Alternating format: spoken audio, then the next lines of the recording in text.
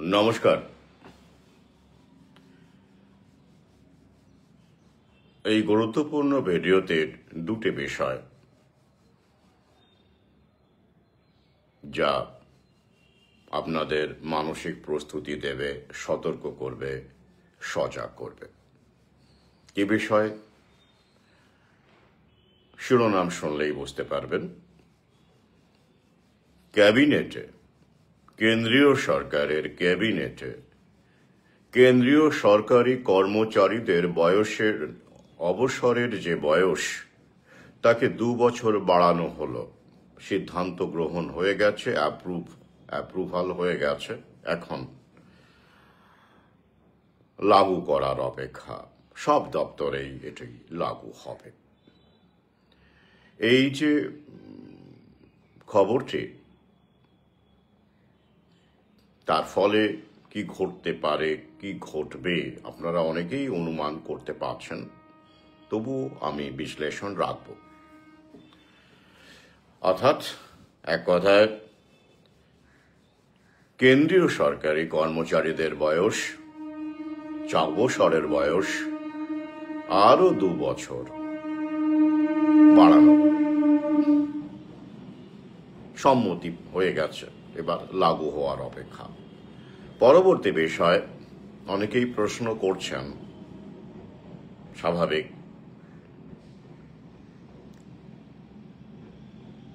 ডুবান্ত মানুষ খড়কুটোকেও আঁকড়ে ধরে। A drowning man catches at a straw. একদম ইংরেজি বাংলা একই রকম ভাবে ব্যক্ত হয়েছে এখানে এই প্রবাদ বাক্যে। সেটি কি? জনস্বার্থ মামলা। আপনারা জানেন যে এই 2016 বাতিল প্যানেলের জনস্বার্থ মামলা করেছেন জনৈক শিক্ষক। তাকে এখন অনেকেই তার দিকে মুখ চেয়ে বসে আছেন। তো সেই শিক্ষক সায়ন আদিত্য মহাশয়, তিনি এটি খবরেও এসেছেন। 18 নভেম্বর এই খবরটা প্রথম আমি চোখে পড়েছে আর কি আমার। তো সেই জায়গা থেকে দাঁড়িয়ে অনেকেই অপেক্ষা করছেন। এই বাতিল প্যানেলের শিক্ষক মহাশয়রা অপেক্ষা করছেন এবং তিনি বক্তব্য রাখছেন, পডকাস্ট হচ্ছে এবং সেখানে অনেক শিক্ষক যাচ্ছেন, মন্তব্য করছেন, সম্মান জানাচ্ছেন, শ্রদ্ধা জানাচ্ছেন। ঠিক আছে। তো এ বিষয়ে আমার কিছু সহযোদ্ধা প্রশ্ন করেছেন।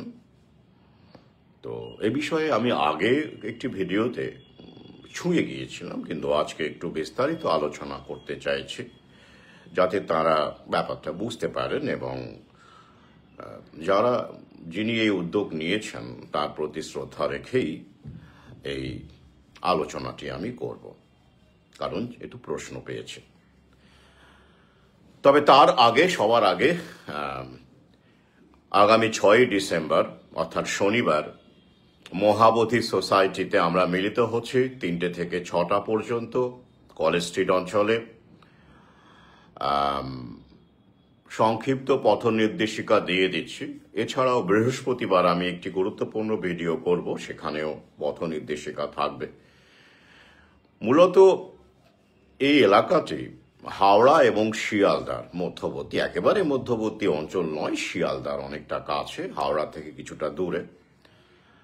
আপনারা শিয়ালদা থেকে যদি আসেন, শিয়ালদা থেকে যদি আপনি ল্যান্ডমার্ক ধরেন, সেখান থেকে হেঁটে যেতে 15-20 মিনিট সময় লাগে কলেজ স্ট্রিট। যে কেউ জিজ্ঞাসা করলেই আপনাকে বলে দেবে। এছাড়া শিয়ালদা থেকে বাস পাবেন আপনারা কলেজ স্ট্রিট, এবং অটো পাবেন, অহরহ পাওয়া যাবে শিয়ালদা থেকে কলেজ স্ট্রিটের কমিউনিকেশন, ট্রান্সপোর্ট খুবই ভালো, কোনো সমস্যা হওয়ার কথা নয়। আর যারা হাওড়া থেকে আসছেন, হাওড়ার দিক থেকে আসছেন, তারা হাওড়া স্টেশন থেকে শিয়ালদাগামী যে কোনো বাস, শিয়ালদহগামী যে কোনো বাস এমজি রোডের ওপর দিয়ে যাচ্ছে। তো সেইখানে আপনারা ওই ক্রসিংটাতে নেমে যাবেন। এমজি রোড এবং কলেজ স্ট্রিটের যে ক্রসিং রয়েছে সেখানে নেমে গেলেই হবে। এছাড়া মানে একটু পরেও নামতে পারেন, কোনো সমস্যা নেই। কলেজ স্কোয়ার একটা স্টপেজই আছে, একটু এগিয়েও নামতে পারেন। আর কলেজ স্ট্রিট অঞ্চলে এসে যে কোনো মানুষকে মহাবোধি সোসাইটি হল যদি বলেন তারা দেখিয়ে দেবে, বিশেষ করে বইয়ের দোকান বলুন, যাই হোক দেখিয়ে দেবে।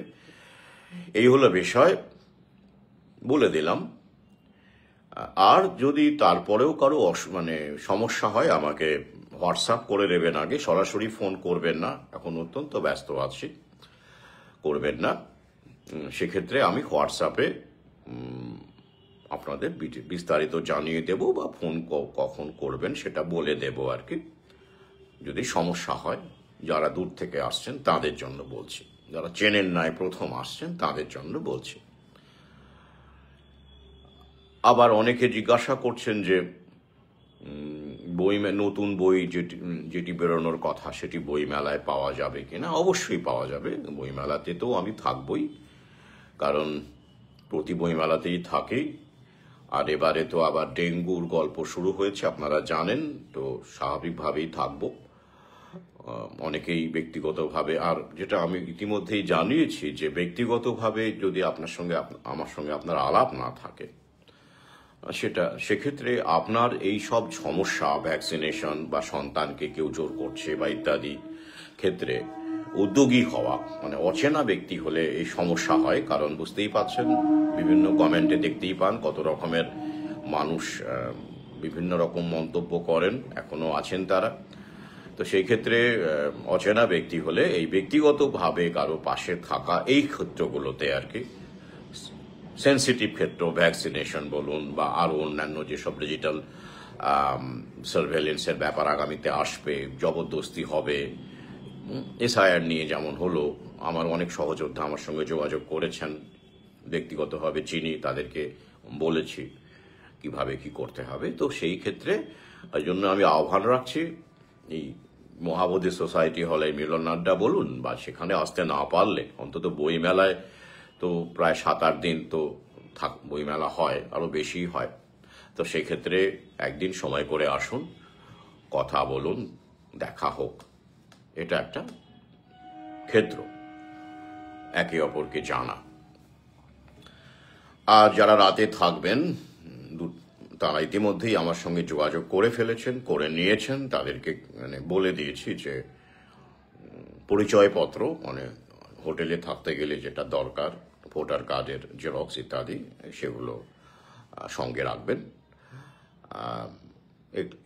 এসব ইতিমধ্যেই আমি জানিয়ে দিয়েছি, ব্যাস, আর তো কিছু আলোচনা নেই।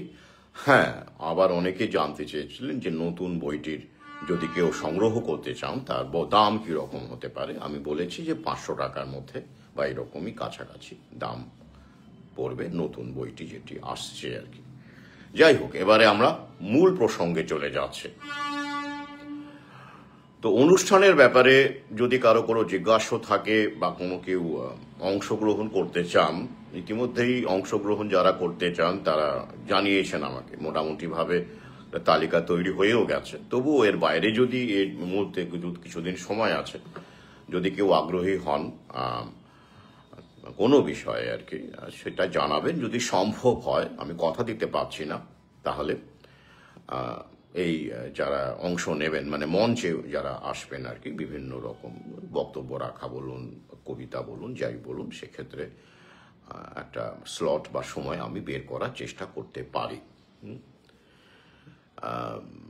বিশেষ করে গানের ক্ষেত্রে যদি কেউ থাকেন যোগাযোগ করতে পারেন। কবিতার ব্যাপারটা মোটামুটি হয়ে গেছে। তো যাই হোক, এই পর্যন্তই। গান মানে অবশ্যই রবি ঠাকুরের গান বা নজরুল গীতি বা এই ধরনের কোনো গান, ব্যাপারটা বলেই দিলাম আর কি আপনাদের। যদি কেউ আগ্রহী থাকেন জানাবেন, অবশ্যই হোয়াটসঅ্যাপে জানাবেন। আর 3টে থেকে অনুষ্ঠান, চেষ্টা করুন 3টের আগেই, মানে 3টেতেই ডট বা তার কিছুক্ষণ 2-1 মিনিট আগে আমরা তো দুটোতেই চলে যাব, 2টো থেকে 2:30টার মধ্যেই আমরা চলে যাব। যারা দূরে থেকে আসবেন তাদের তো যানবাহনের একটা ব্যাপার আছে, তাই স্বাভাবিকভাবেই তাদেরকে কিছু করারও থাকবে না। অনুষ্ঠান 6টা পর্যন্ত চলবে এবং তারপরেও আমি থাকবো, এমন কিছু ব্যাপার নেই। যদি কি এরকম থাকেন যে 6টাতেই ঢুকতে পারবেন, তার আগে পারবেন না, সেক্ষেত্রে ফোন করে নিন 6টার পরে, কারণ তারপরেও আমরা কলেজ স্ট্রিট কফি হাউসে বসবো। অনেকের সঙ্গেই প্রতিবারে তাই হয়, আমরা আড্ডা মারি, কারণ সেক্ষেত্রে অনেক সময় অনুষ্ঠানে হয়তো কারোর সঙ্গে ভালো করে কথা বলা গেল না, আমি তো ব্যস্ত থাকবই, তারা থেকে যান। তো অবশ্যই দূরবর্তী হলে তো আপনারা থাকছেনই, সে তো কথা হয়েই গেছে। আর যদি কলকাতার বা আশেপাশে থাকেন তো সেক্ষেত্রে তো আপনারা থাকতেই পারেন 8টা পর্যন্ত, কোনো আমি থাকবো, এটা জানিয়ে দিলাম। এবারে আসছি মূল বিষয়। এই যে কেন্দ্রীয় সরকারি কর্মচারীদের বয়স, অবসরের বয়স 2 বছর বাড়ানো হলো, আমি লিঙ্ক দিয়ে দেব, দেখে নেবেন কেন বাড়ানো হলো, কি উদ্দেশ্যে বাড়ানো হলো। নিউ ওয়ার্ল্ড অর্ডারের যে প্রতিচ্ছবি আপনাদের সামনে আমি তুলে ধরছি দীর্ঘকাল থেকেই, তার সঙ্গে কি এটা মিল পাচ্ছেন? তো অবশ্যই পাচ্ছেন। কি যুক্তি দেওয়া হচ্ছে? আর যুক্তি দেওয়া হচ্ছে যে মানুষের স্বাস্থ্যের অবস্থা নাকি ভালো হয়েছে, অর্থাৎ বয়স্ক মানুষ আগের মতো ছট করে 60 বছর বয়সেই কর্মক্ষমতা হারিয়ে ফেলছেন এমন নয়, তাদের কর্মক্ষমতা থাকছে, ভালো থাকছে। তাই এই অভিজ্ঞ বয়স্ক মানুষদের আরো ভালো করে কাজে লাগানোর কর্মসূচি হিসেবে তাদের দামি অমূল্য অভিজ্ঞতা, তাদের যে কুশলতা, এতদিন ধরে চাকরি করেছেন, তা সেই কুশলতাকে সরকার মিস করতে চায় না, সরকার তাকে কাজে লাগাতে চায়, এমন একটা অসাধারণ অনন্য সাধারণ যুক্তি রাখা হয়েছে।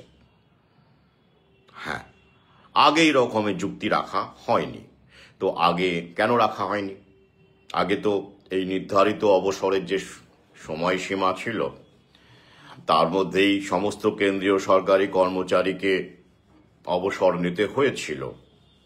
হঠাৎ করে এই সময়ে 2025 সালের ডিসেম্বর মাসে এরকম একটা খবর আমরা পাচ্ছি কেন পাচ্ছি? এটা কি কাকতালীয়? ইজ ইট সিম্পলি কোইন্সিডেন্স যে হঠাৎ করেই 2025 সালেই সিনিয়র সিটিজেনদের, মানে যারা সিনিয়র সিটিজেন হওয়ার পরে রিটায়ার করেন আর কি, যাই হোক অফিসিয়ালি, তাদের স্বাস্থ্য হঠাৎ করে ভালো হয়ে গেল করোনা আসার পরে, নাকি করোনা বহু গোঁজার পরে তাদের স্বাস্থ্য হঠাৎ করে ভালো হয়ে গেল বলে তার কর্মক্ষমতাও বেড়ে গেল, দক্ষতাও বেড়ে গেল, আর এই কারণে তাদেরকে 2 বছর আরো বাড়ানোর জন্য অনুমোদিত হলো। এইটাই কি কারণ? না, এটা কারণ নয়। এটার কারণ হচ্ছে নিউ ওয়ার্ল্ড অর্ডারের যে কর্মসূচি সেটাকে রূপায়িত করা, এক্সিকিউট করা, যেটা বহুদিন ধরে আমি আপনাদের বলে আসছি। এর ফলে কি উদ্দেশ্যে এটা করা হয়েছে আগে শুনুন ভালো করে, আমার যেটা বিশ্লেষণ। এমন আমি বলছি না যে আমি যেটা বলছি সেটাই আপনাদের মানতে হবে, না, আপনারাও ভাবুন, আমি ভাবনার রসদ দিচ্ছি আপনাদের, এই পর্যন্তই। এবার ধরুন লক্ষ লক্ষ কর্মচারী রিটায়ারমেন্টের কথা ছিল, এই মানে মিলিয়নস অফ এমপ্লয়িজ, মিলিয়ন মানে জানেন তো 10 লক্ষ, আমি লিঙ্ক দিয়ে দেবো, দেখবেন। অর্থাৎ যে সময় এরা নিযুক্ত হয়েছিলেন কেন্দ্রীয় সরকারি, হিসেব করুন, যদি এই 2026-এ ধরুন 60 হলো হয় যাদের বয়স, তারা কতদিন আগে মোটামুটি রিটায়ারমেন্টে জয়েন করেছেন। যদি আমি তাদের বয়স, অবশ্যই আপনারা জানেন কেন্দ্রীয় সরকারি চাকরিতে বয়সের একটা ব্যাপার আছে, 40 বছর বয়সে হয় না। তো সেই ক্ষেত্রে অন্তত তাদের বয়স সেই সময় যদি আমি গড়ে 25ও ধরে নিই, 24-25 ধরে নিই, আমি এমনি হিসেবের জন্য বললাম, বা আপনি যদি 26ও ধরেন, গড়টা বলছি আমি, তাহলে দেখুন হিসেব করে যে ওরা কত বছর আগে নিযুক্ত হয়েছিলেন, যারা রিটায়ার করতে চলেছেন। মানে রিটায়ারমেন্ট আটকে দেওয়া হলো, আরো 2 বছর বাড়ানো হলো। তার মানে ধরুন স্বাভাবিকভাবেই যখন তারা জয়েন করেছিলেন, তখন কেন্দ্রীয় সরকারি বলুন, রাজ্য সরকারি বলুন, তখন সরকারি চাকরি ভালো সংখ্যায় হচ্ছিল, তাই না? তাদের যদি এখন 60 বছর হয় এবং রিটায়ারমেন্টের সময়ে তারা পৌঁছে যান, তাহলে তাদের তখন বয়স, যখন তারা জয়েন করেছিলেন, তাহলে সালটা আপনারা সহজেই হিসেব করলে পেয়ে যাচ্ছেন। 2000 সালের আগের গল্প, তাই নয় কি? কমপক্ষে তো তাই দাঁড়াচ্ছে। 2000 সালে যদি তাদের বয়স 25 বছর হয়, তাহলে 25 বছরে যদি আমরা গড়টা ধরে নিই, 25 বছরের গড়ে যদি আমরা কাজ করি, তাহলে 25 থেকে 50 বছর হয়। তার মানে 60 বছর হয় না। তার মানে 1990, 91, 92, মানে 1990-এর দশকেই এরা কর্মচারী হিসেবে এসে জয়েন করেছিলেন কেন্দ্রীয় সরকারে। তখন কিন্তু ভালো রকম চাকরি আমাদের, বুঝতেই পাচ্ছেন, সেই দশকে আমাদের এসএসসি চলছে, পিএসসি চলছে, সমস্ত সরকারি ক্ষেত্রে নিয়োগ চলছে, তখনও কেন্দ্রীয় সরকারেও চলছে। তো তাই সে সময়, ওই সময়টাতে হিসেব করে দেখুন, বিপুল নিয়োগ হয়েছিল কেন্দ্রীয় সরকারে, বিপুল নিয়োগ হয়েছিল। তো সেই বিপুল নিয়োগের ফলে তো বিপুল সংখ্যায় রিটায়ারমেন্টের ব্যাপার চলে আসছে।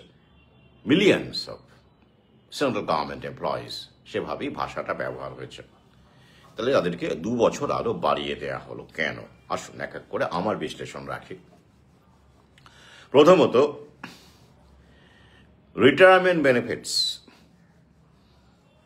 মিলিয়ন মিলিয়ন কর্মচারী, লক্ষ লক্ষ কর্মচারী যদি 10 বিলিয়নে 1 লক্ষ, মানে 10 লক্ষে 1 মিলিয়ন, যাই হোক, এরকম কর্মচারী যদি রিটায়ার করতে শুরু করে, তাদের গ্র্যাচুইটি থেকে শুরু করে, প্রভিডেন্ট ফান্ড থেকে শুরু করে, অন্যান্য যে রিটায়ারমেন্ট বেনিফিটস গুলো রয়েছে তার প্যাকেজ, তাতে করে সরকারের কত হাজার কোটি টাকা চলে যেতে পারে সে ব্যাপারে ধারণা আছে? নেই তো। আছে, অনেকেরই আছে। তাহলে এই 2 বছর বাড়িয়ে দিয়ে সরকার একটু সময় নিচ্ছে, কারণ এক একজনকে রিটায়ারমেন্ট বেনিফিট হিসেবে যে মাইনে দিতে হয়, মানে যে টাকা দিতে হবে, লক্ষ লক্ষ টাকা, কারো কারো তো আরামসে 50, 60, 70, 80 লক্ষ, 1 কোটির কাছাকাছি চলে যাবে, অনেকের ছড়িয়েও যেতে পারে, বড় বড় সব অনেক কর্মচারী আছেন। তো সেই ক্ষেত্রে একটা বড় ধাক্কা, কারণ তো এখন সরকার তো সরকারি খরচাকে রিডিউস করার মোডে আছে, তো আপনারা সেটা জানেন, রিডাকশনে চলছে। তাহলে আটকে দেওয়া গেল, তার বদলে মাইনে দিয়ে মানে কাজ চালানো গেল, ঠিক আছে, অনেকটা কমে গেল, চাপটা সামলানো গেল। পাশাপাশি এইসব কর্মচারীরা খুশিও হলো, মানে যাদের একজনের শরীর টরীর একেবারে ভেঙে গেছে, তারা অখুশি হলেন, তারা তো পারবেন না, শরীর আর চলছে না, তাদের কথা বাদ দিন, কিন্তু একটা অংশ তারা তো আছেন, তো তারা তো খুশি, কোনো সমস্যা নেই, কারণ আরো 2 বছর বেশি মাইনে পাবেন, মানে not a matter of joke, central গভর্নমেন্টের যে মাইনে, মানে বেশ ভালো টাকা এক্সট্রা পাবেন। পাশাপাশি অন্যান্য প্ল্যানিংগুলো করতে পারবেন, আরো সময় পাবেন, রিটায়ারমেন্টের পরে কোথায় যাবেন, কি করবেন, আরো কিছু ভোগ্যপণ্য, ভোগ্য সামগ্রী কিনতে পারবেন, এসবের সুবিধে রয়েছে। মানে এবং তার ফলে যারা একটুখানি চলাফেরা করতে পারেন, অল্প স্বল্প চললেই হলো, আমার বিশ্বাস হুইল চেয়ারে করেও অনেকে রাজি হয়ে যাবেন, একদম, আমার কোনো সন্দেহ নেই। তাই ধরে রাখুন, নগণ্য কিছু বাদ দিলে সবাই রাজি হয়ে যাবে, অর্থাৎ তারা এই 2 বছর খুশি মনে, হাসি মুখে কেন্দ্রীয় সরকারকে আশীর্বাদ করতে করতে তারা কাজ করবেন, তারা থাকবেন আর কি। কি কাজ করবেন, এখন কতটা কাজের দরকার হয়, সেটা তাঁরাই ভালো জানবেন, এবং সরকার তো জানেনি। ব্যাস গেল, তাহলে একটা বড় ধাক্কা গেল, প্লাস একটা সরকারি কর্মচারীদের খুশিও করা গেল। কিন্তু তারপর এর ইমপ্লিকেশন কি হবে সেটা কি ভেবে দেখেছেন?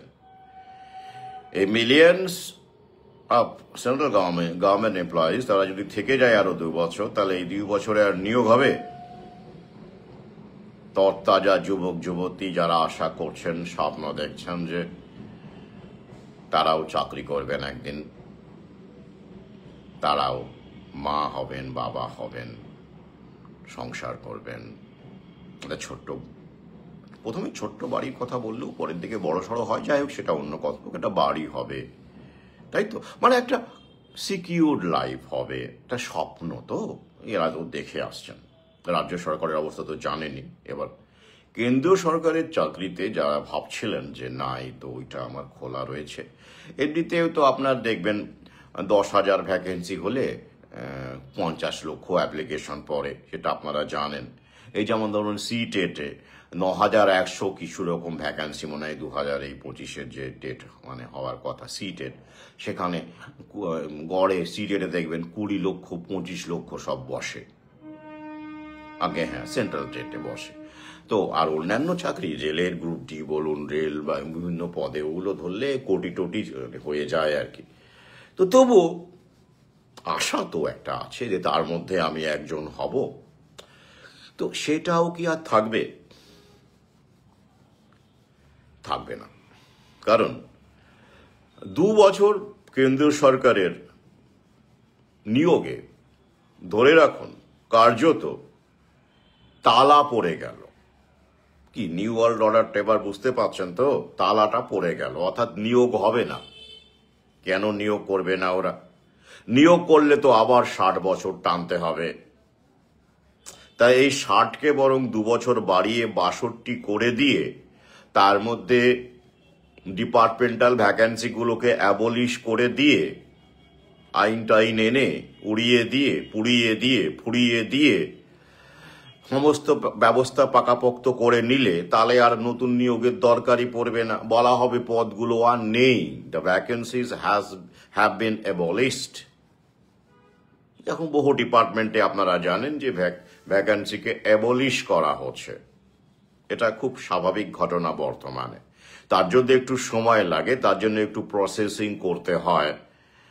রাজনৈতিক দল মানে বিভিন্ন রকম তারাও তো আছেন এখনো, তো যদিও সবাই এখন এক যুগেই কাজ করছে, তবুও একটা ফর্মাল একটা ব্যাপারে পৌঁছতে গেলে এত লক্ষ লক্ষ পদকে যদি আপনি বিলুপ্ত করতে চান, অ্যাবলিশ করতে চান, একটা দুটো হলে কথা ছিল, তো সময় লাগে। তার জন্য একটা সময় নিয়ে নিল ওরা, অর্থাৎ ওরা আর নিয়োগ করবে না। করলেও ওই চুক্তিভিত্তিক নিয়োগ, তাই তো? তার জন্য ওরা ফ্রেমওয়ার্ক তৈরি করবে, করা হয়েই গেছে আসলে। তাহলে তারই একটা কৌশল হিসেবে ডাইরেক্টলি তো ওরা বলতে পারে না যে না আমরা আর নিয়োগ করব না, সেন্ট্রাল গভর্নমেন্টে আমরা নিয়োগ করব না। তো বলতে পারে না, ওরা বললে আবার সমস্যা, বিক্ষোভ টিক্ষোভ হবে। ও কারণ যেমন আমাদের রাজ্য সরকার কিন্তু সরাসরি একবারও বলেনি, মিডিয়াও কিন্তু একবারও বলেনি যে আর শিক্ষক নিয়োগ হবে না, স্থায়ী পদে আর সরকারি শিক্ষক নিয়োগ হবে না। মিডিয়া কি একবারও বলেছে? বলেনি। সরকার কি একবারও বলেছে? বলেনি।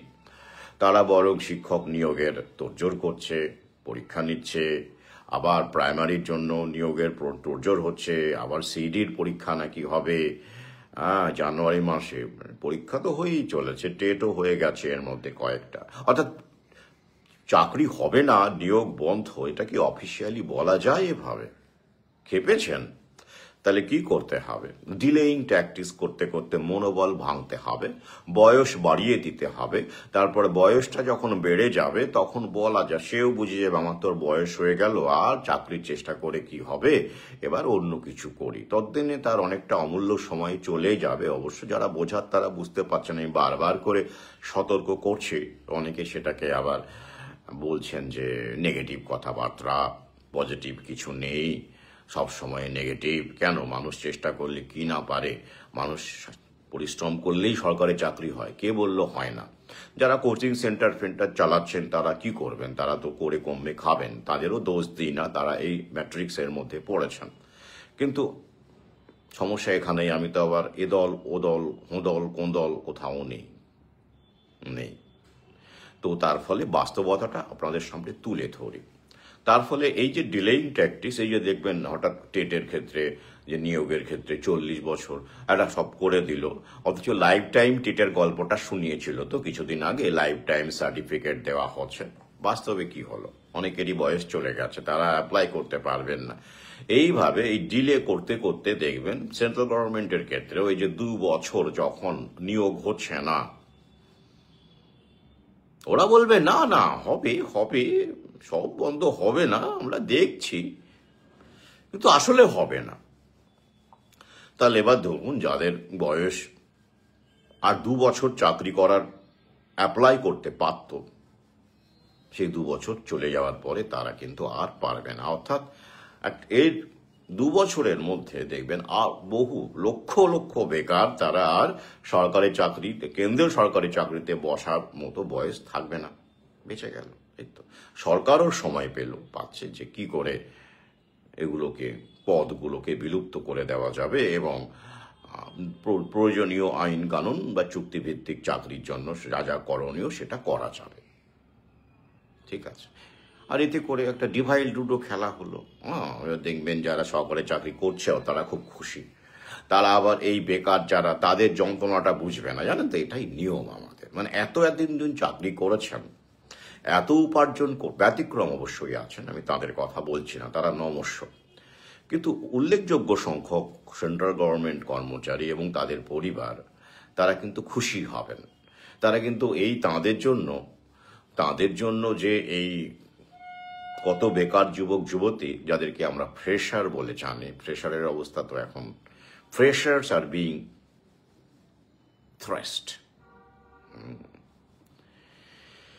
তো ফ্রেশারদের জন্য থ্রেশার রেডি, সিস্টেম তাদেরকে থ্রেশ করে দিচ্ছে।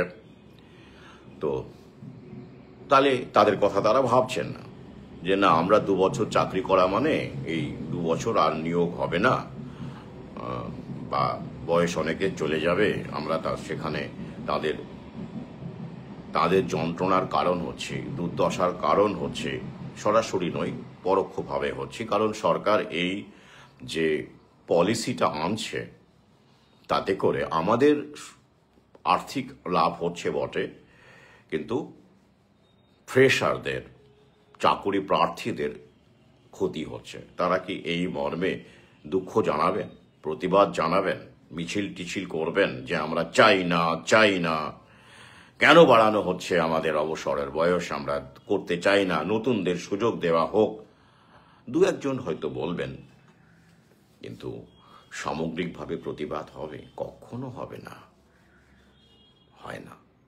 এটাই মানুষের চরিত্র, বিশেষ করে আমাদের তৃতীয় বিশ্বের আরো বেশি করে এটা দেখা যায় যে আমি তো ভালো আছি, আমার সুবিধাটা তো বাড়লো, আমার চাকরিটা তো বাড়লো, এই 2 বছরে আমার কত লক্ষ টাকা বাড়তি আসবে, এটা অভাবনীয় ছিল, তাই তো এটাই সে দেখবে, এটাই প্রবণতা। কিন্তু এই সিদ্ধান্তের ফলে ফ্রেশারদের কি সমস্যা হলো, তারা কতটা সর্বনাশের মুখে পড়লো, সেটা তারা কিন্তু দেখবে না। এইটা নিশ্চিত ধরে রাখুন। তাই এটা নিয়ে কোনো প্রতিবাদ মিছিল দেখতে পাবেন না। 2-1 হয়তো বন্ধুদের মধ্যে বলা বলি করবে, আহারে এইটার পরে খুব ক্ষতি হয়ে গেল গো, এইসব ছেলে পেলেরা এরপর কোথায় যাবে গো, এইরকম বলবে। কিন্তু সাংগঠনিকভাবে যেমন করে ডিএর জন্য আন্দোলন হয়, বিভিন্ন দাবি দেওয়ার জন্য আন্দোলন হয়, সেরকম সমাজের কথা ভেবে চাকরি প্রার্থী যুবক যুবতীর কথা ভেবে প্রতিবাদ মিছিল দেখতে পাবেন না, আপনি নিশ্চিত থাকুন। কিন্তু তারপর যখনই বুঝবেন খুব সুন্দর সময় যাচ্ছে আপনার, তখনই অ্যালার্ট থাকবেন।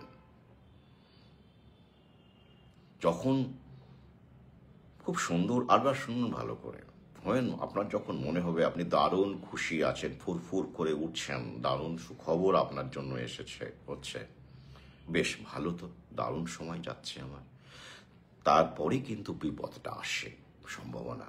এটাই নিয়ম পৃথিবীর, এটাই জীবনের কথাও তাই আমি বিশ্বাস করি।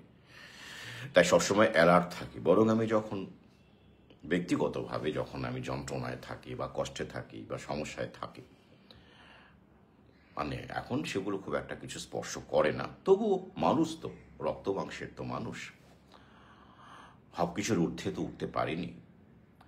তো সেই জায়গা থেকে দাঁড়িয়ে আমি এই ফিলোসফিটাই ফলো করি যে যখন আমি এই রকম অবস্থায় থাকি, সমস্যায় থাকি বা দুর্দশায় থাকি বা কষ্টে থাকি, তারপরে সুদিন আসবে।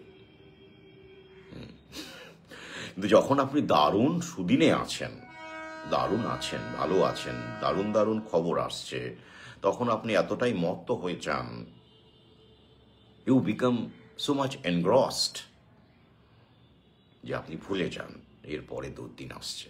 কিরকম সেটা ভয় দেখাচ্ছি না, ওই যে আমি মানসিক প্রস্তুতি দিই মাত্র। একটা উদাহরণ নেবেন, এই শিক্ষক সমাজ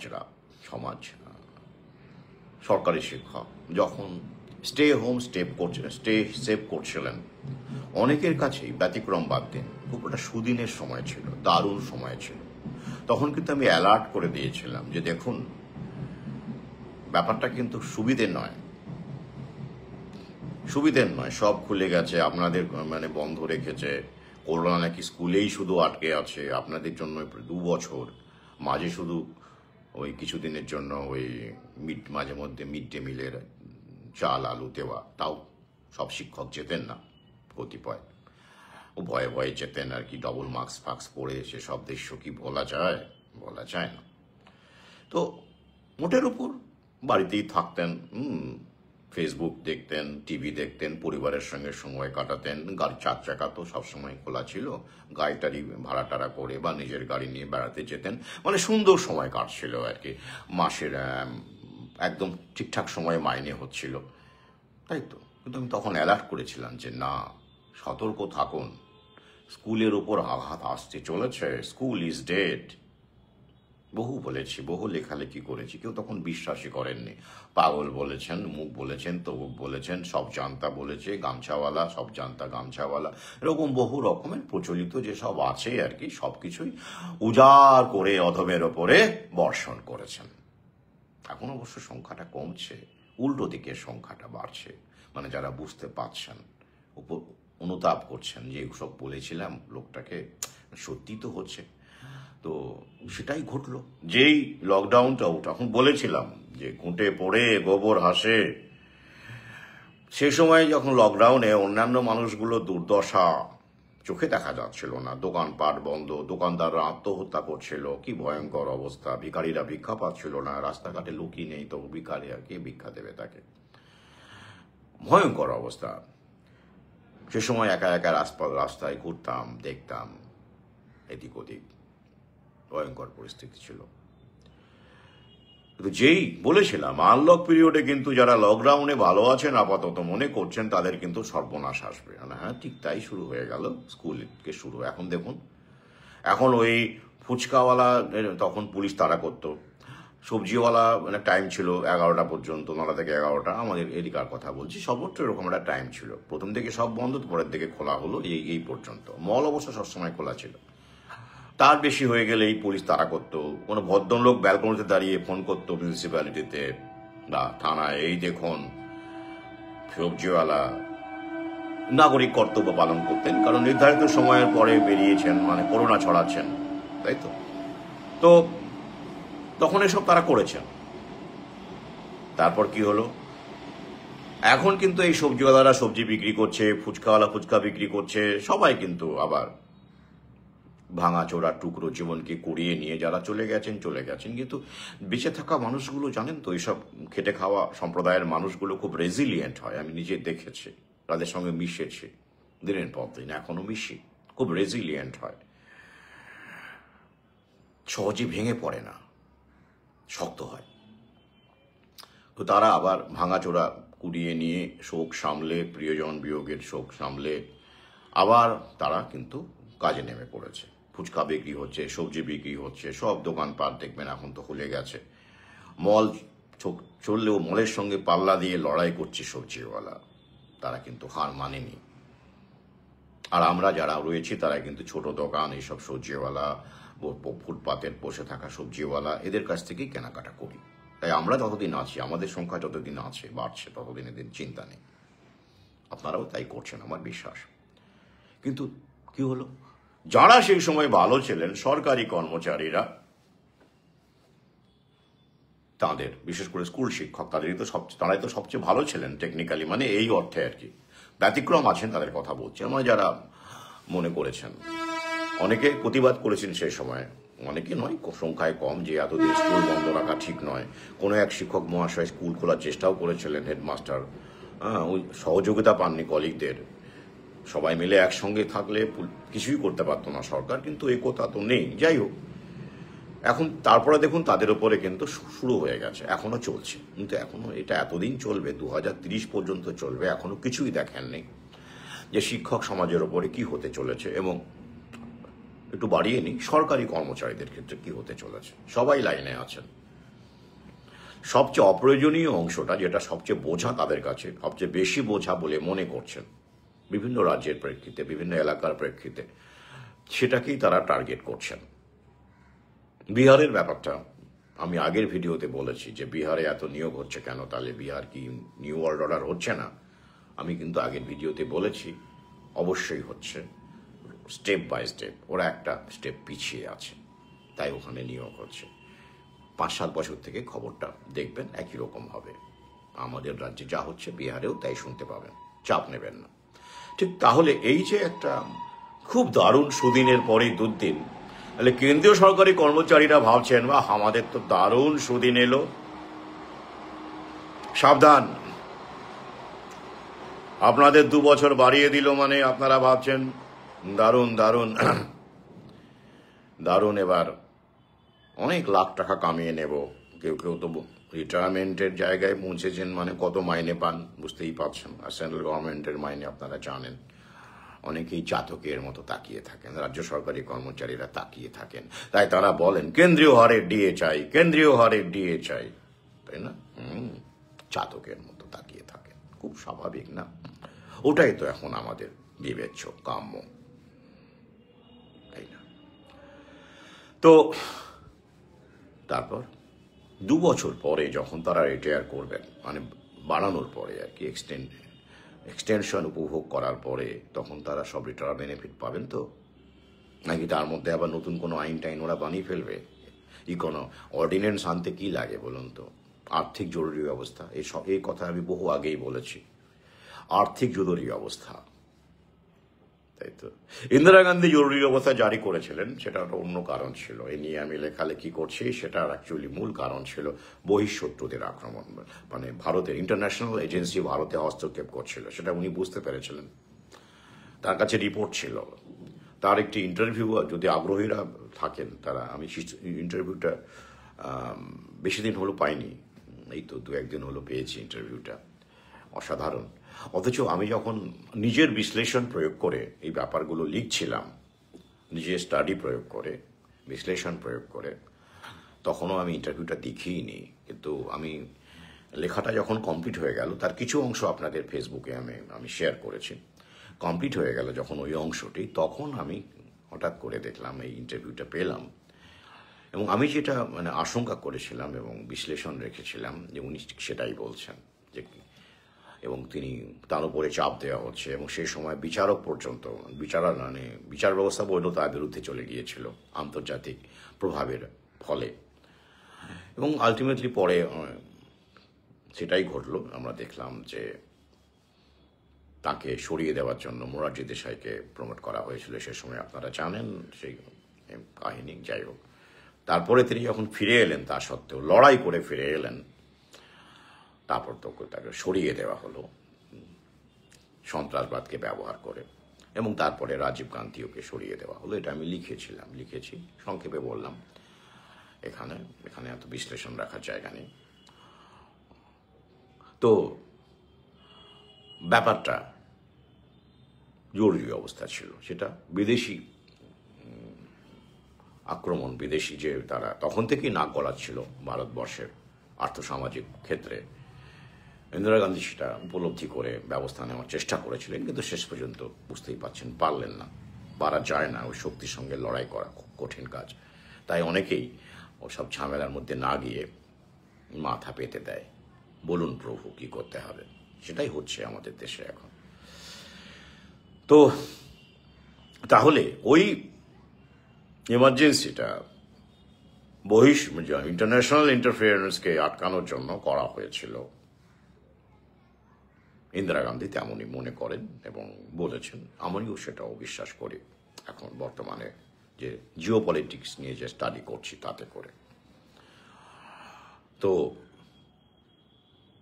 তাহলে এখন যদি জরুরি অবস্থা জারি হয় জায়নিক শক্তির স্বার্থে, ইকোনমিক জরুরি অবস্থা, ইকোনমিক এমার্জেন্সি, জানেন তো সেটাও আছে আমাদের সংবিধানে। পলিটিক্যাল কারণে হতে পারে, আর্থিক কারণে হতে পারে, আর্থিক আইন শৃঙ্খলার অবনতির কারণে জরুরি অবস্থা হতে পারে। তো তাহলে সেটা যদি জারি করে দেয় এই 2 বছরের পরে, তখন কি আপনারা আপনাদের প্রাপ্য যা কিছু আছে পাবেন? মানে 50 লাখ, 60 লাখ, 70 লাখ টাকা রিটায়ারমেন্ট বেনিফিটস বা আরো বেশি পাবেন? আমি বলছি না যে হবে এরকম, সতর্ক থাকুন, আনন্দে ভেসে যাবেন না। আর আনন্দ ভেসে গেলে, মশগুল হয়ে গেলে, জানেন তো মানুষের চিন্তা শক্তি কাজ করে না। ব্যালেন্স রাখুন। তো এটা কিন্তু আমি একটা সতর্কতা হিসেবে বললাম। আমার মনে হচ্ছে এমনটা হতে পারে, তার জন্য ওরা সময় নিল। তাই আপনারা যারা ভাবছেন বাহ দারুণ আছি, ভালো আছি, খুব দারুণ, তাদেরকে বলবো একটু ভাববেন। কারণ এটা আসলে এত লক্ষ লক্ষ কর্মচারীকে অবসরকালীন সুযোগ সুবিধা যাতে না দিতে হয়, একত্রে হাজার হাজার কোটি টাকা হয়ে যাবে, সেটাকে অ্যাভয়েড করার জন্য একটা পদ্ধতি, একটা কৌশল, একটা স্টেপ। তো 2 বছর পরে যখন আপনাদের মেয়াদ শেষ হয়ে যাবে, ততদিনে কি সরকার সেই আর্থিক ক্ষমতা অর্জন করবে বলে মনে হয়? আর সরকার যেভাবে বেসরকারীকরণের দিকে চলে গেছে ইতিমধ্যেই, কিছু হয়তো লোক দেখানো বাকি আছে। তো সেই পর্যায়ে যখন ইমপ্লিমেন্টেশনে সেই পর্যায়ে চলে যাবে, পিপিপি মডেলগুলো আরো বেশি করে রিয়ালাইজ হবে, সেই 2 বছর পরে, 2-3 বছর পরে কি সরকারের কাছে আপনারা যখন আবার একযোগে রিটায়ার করবেন, সেই টাকাটা থাকবে এবং সরকার সেটা দিতে চাইবে? কি মনে হয় আপনাদের? চারদিকে পরিস্থিতি থেকে কি মনে হয় আপনাদের? এটা একটা কৌশল না? তো আপনাদের মনে হচ্ছে হয়তো দারুণ ভালো থাকবো, ভালোর জন্য সরকার এটা করলো। যেমন স্কুল শিক্ষকদের মনে হয়েছিল বাহ, শিক্ষা আগে না প্রাণ আগে, এ তো ভালোর জন্য সরকার করছে, আমাদের ভালোর জন্য, পড়ুয়াদের ভালোর জন্য। কি ভয়ঙ্কর করোনা এলো, তাই তারা স্কুল খোলার কথা বললেই বলেছেন প্রাণ আগে না শিক্ষা আগে, প্রাণ আগে না শিক্ষা আগে, তাই তো। তো এখন তারা বুঝতে পারছেন ব্যাপারটা আসলে কি খেলা ছিল। সুদিনটা আসলে দুদিনের বীজ পোতা হয়েছিল সুদিনের মধ্যে। তো এক্ষেত্রেও সেন্ট্রাল গভর্নমেন্ট কর্মচারীদের অনুরোধ করব, তারা উচ্ছ্বসিত না হয়ে একটু তৈরি থাকুন। বলা যায় না কখন কি ঘটে যায়, কিচ্ছু বলা যায় না। We are moving through a transitional period, unprecedented in history. Digital revolution, যেটা প্রথম ঘটছে গোটা বিশ্বে। ট্রানজিশনাল পিরিয়ড বিশ্বে অনেকবার এসেছে, প্রথম বিশ্বযুদ্ধের সময় এসেছে, দ্বিতীয় বিশ্বযুদ্ধের সময় এসেছে, অনেকবার এসেছে, কিন্তু এত সর্বগ্রাসী প্রথম বিশ্বযুদ্ধের প্রভাব পৃথিবীর সর্বত্র পড়েনি, দ্বিতীয় বিশ্বযুদ্ধের প্রভাব পৃথিবীর সর্বত্র পড়েনি। কিন্তু এই ডিজিটাল রেভলিউশনের প্রভাব, নিউ ওয়ার্ল্ড অর্ডারের প্রভাব বিশ্বব্যাপী। কারণ ততদিনে ওরা জায়নিক শক্তি ব্যাংকিং ব্যবস্থাকে পাথেয় কাজে লাগিয়ে গোটা বিশ্বের অধিকার দখল করে নিয়েছে। জিও পলিটিকটাকে ওরা নিজের কন্ট্রোলে নিয়ে এসেছে, যেটা ফার্স্ট ওয়ার্ল্ড ওয়ারে ছিল না, সেকেন্ড ওয়ার্ল্ড ওয়ারে ছিল না। তাই এইটাকেই আমি বলবো আনপ্রেসিডেন্টেড। তাই সতর্ক থাকা দরকার আছে। এবার কিভাবে আপনি সতর্ক থাকবেন, কিভাবে আপনার প্রভিডেন্ট ফান্ড কি বাঁচাবেন, কি করা যাবে না করা যাবে, সেগুলো আপনারা ভাবুন। সেটা আমি আপনাদের ফাইন্যান্সিয়াল অ্যাডভাইসার নই, ঠিক আছে? তাই এটা গেল। অর্থাৎ যারা, যেসব যুবক যুবতী কেন্দ্রীয় সরকারের চাকরির দিকে তাকিয়ে বসে আছেন, সাবধান থাকুন, রাজ্য সরকার তো দেখতেই পাচ্ছেন পিএসসির পোর্টাল খুলছে না বলে, অনেকে তো জানেন তো ওখানেও আবার বিজ্ঞাপন বেরোবে। এখন সরকার টাকা কামাবে পরীক্ষার মাধ্যমে, সামনে ভোট আছে, প্লাস যুব সমাজকে ব্যস্ত রাখা, যুব সমাজের সামনে চাকরির মূল্য ঝুলিয়ে তাদেরকে ব্যস্ত রাখা, তাই না? এই যে দেখলাম একটি ছোট ক্লিপ, আসানসোলে নাকি ডব্লিউবিপির পরীক্ষা আছে, পুলিশ নিয়োগের পরীক্ষা আছে, তাতে করে অন্ডাল স্টেশনে যে ভিড় দেখা গেল যুবকদের, কর্মপ্রার্থী যুবকদের যে ভিড় ভাবা যায় না। শুধু ওটুকু বীরভূমের ওই অন্ডাল স্টেশনটির চিত্র, তাহলে ভয়ঙ্কর অবস্থা। তার এই যে এত বেকার যুবক যুবতী, তারা যদি খেপে যায়, একবার করে ভয়ঙ্করভাবে খেপে যায়, কোনোভাবে মাথা গরম করে ফেলে, তাহলে মার কিন্তু একটাও বাইরে পড়বে না, ওটা ওরা ভয় পায়। আর ভয় পায় বলেই মূলটা ঝুলিয়ে রাখে। আর এই চেতনাটা ওইদিন নেই এসব যুবক, তারা তো নিউ ওয়ার্ল্ড অর্ডার দূরের কথা জানেই না কি জিনিস। এরকম ভাবে যে একটা পলিসি ওয়ার্ল্ড ইকোনমিক ফোরামে বহু আগেই অ্যাডপ্টেড হয়ে আছে, বহু আগে অ্যাডপ্টেড হয়ে গেছে ক্লাউস সোয়াবের সৌজন্যে, যিনি ইহুদি বুদ্ধিজীবী। এগুলো তো বহু আগেই এইসব প্ল্যানিং হয়ে আছে। আমি বারবার করে দ্বিতীয় খণ্ডে লিখেছি, স্ট্যাচুতে লিখেছি, বলেছি ফেসবুকে, এগুলো বহু আগেই হয়ে আছে এগুলো। তো সেটা জানে না তারা, জানলে তো বুঝতে, এই জন্যই বললেন না, চেতনা যদি থাকে তো শাসক শ্রেণী শোষক শ্রেণী সবচেয়ে বিপদ বার। এই জন্য মিডিয়াকে কাজে লাগিয়ে, ডিজিটাল মিডিয়াকে কাজে লাগিয়ে বিভিন্নভাবে ওরা চাকরির বিজ্ঞাপনগুলো ছড়িয়ে দিচ্ছে। আর বিভিন্ন জেনে না জেনে অনেক কোচিং সেন্টার তারা এইগুলোকে প্রমোট করছে যে হ্যাঁ চাকরি হবে, আমরা আছি, ইন্টারভিউ গাইডেন্স দিচ্ছি, আসুন। তারাও জানেন না, তারা তো জানেন না বলেই আমার মনে হয়, কারণ তারা সজ্ঞানে এই ধরনের মানে সেই জায়গা তাদের নেই, সেই লেভেল তাদের নেই, সেটাই স্বাভাবিক। তাহলে কি করতে হবে? সবসময় চাকরির মূল্যটা ঝুলিয়ে রাখতে হবে। নিয়োগ হোক, সেটা হোক না হোক সেটা পরের গল্প, চাকরিটাকে হচ্ছে, হবে হবে হবে হবে হবে, এই যে একটা আশা, ধন্য আশা কোহকে নে, কোন কবিতার অংশ? নবীনচন্দ্র সেন বলা সেই যোদ্ধ, ধন্য আশা কোহকে নে। তো এই যে আশা নামক কোহক, নারী তো তাই কোহকিনী, সেটাকে বারবার করে প্রমোট করা হয়, বিভিন্নভাবে প্রমোট করা হয়।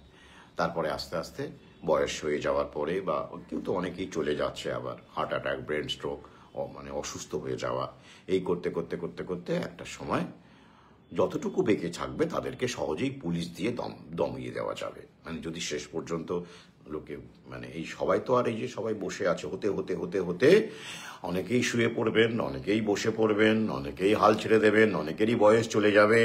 তারপরেও যদি কেউ প্রতিবাদী থেকে থাকেন, সংখ্যাটা কমে যাবে, তখন পুলিশ সহজেই কাজ করে ফেলতে পারবে।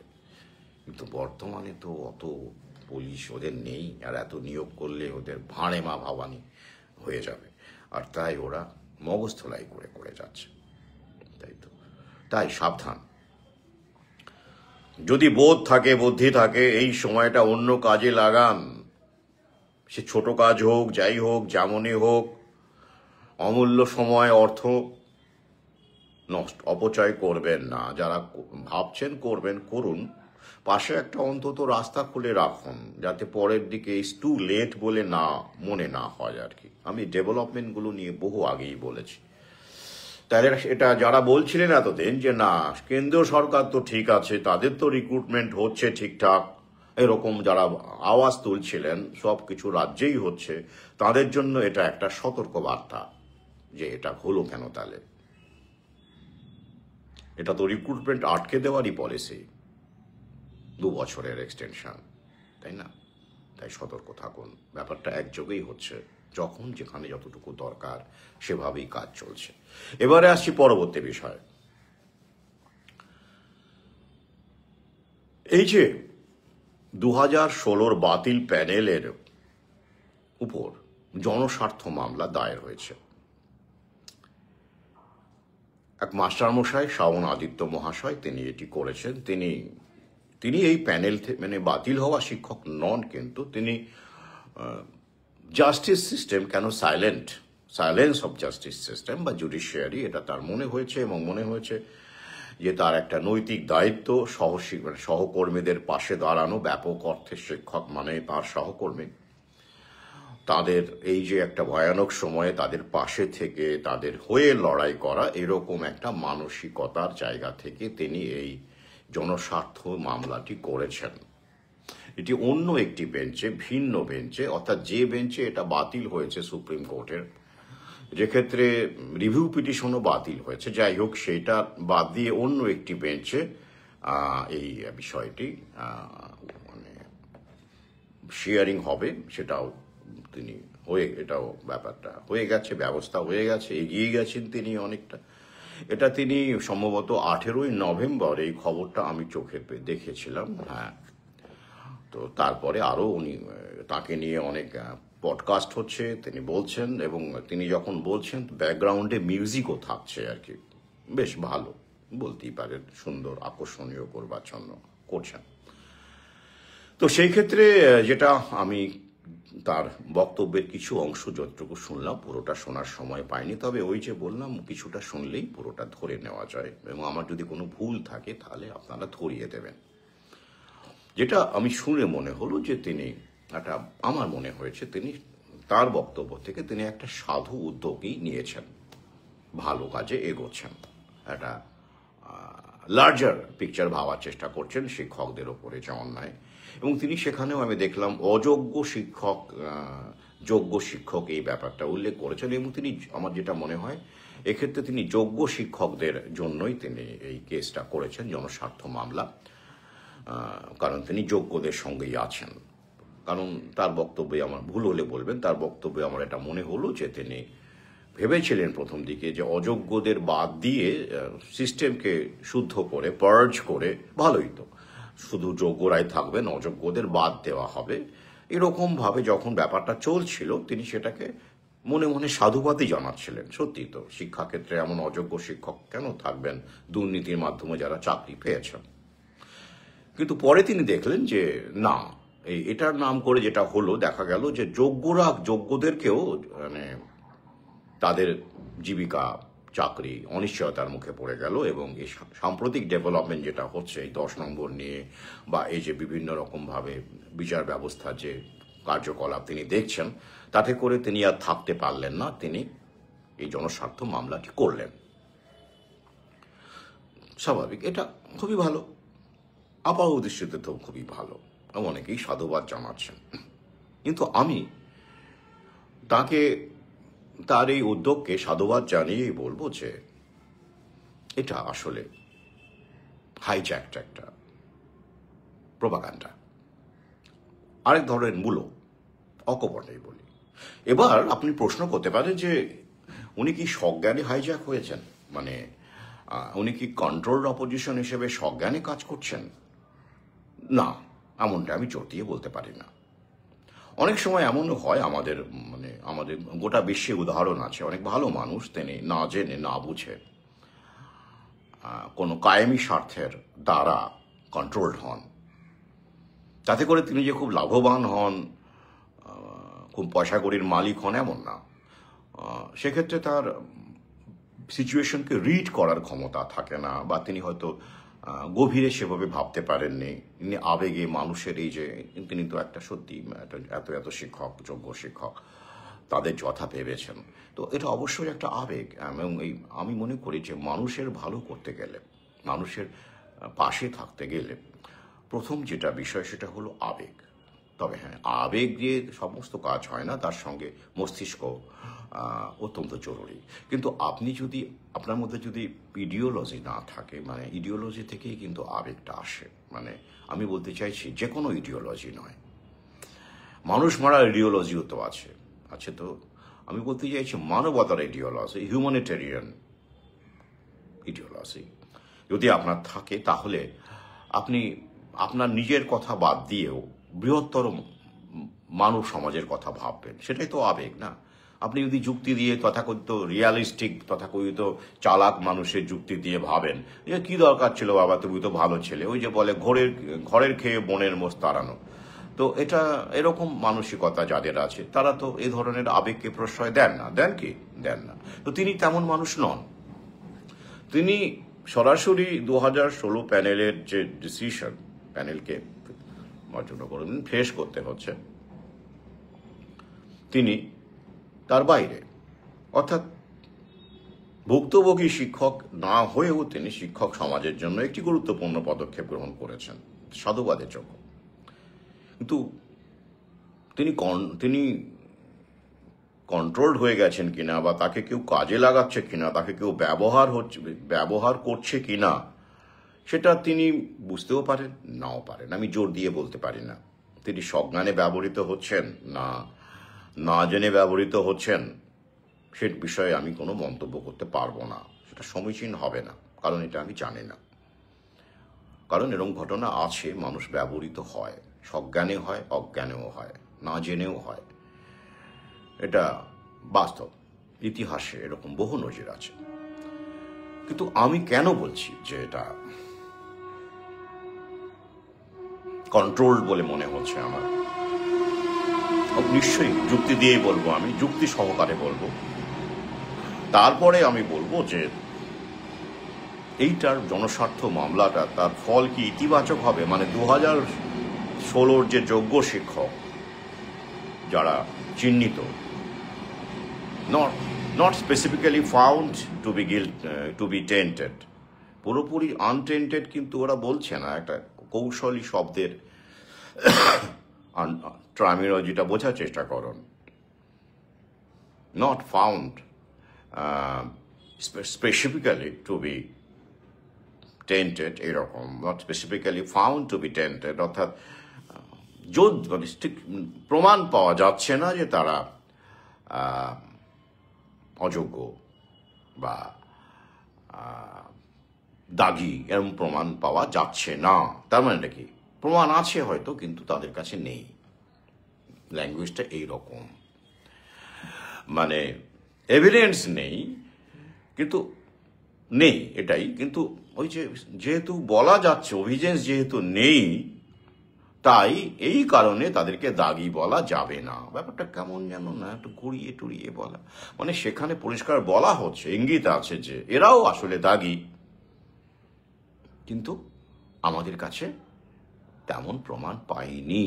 তাহলে একদলের বিরুদ্ধে প্রমাণ পাওয়া গেছে, তাদের নাম টাম প্রকাশ্যে আনা হয়েছে। আপনারা জানেন স্কুলের নাম নাকি দেওয়া হয়নি, আমিও পেলাম না।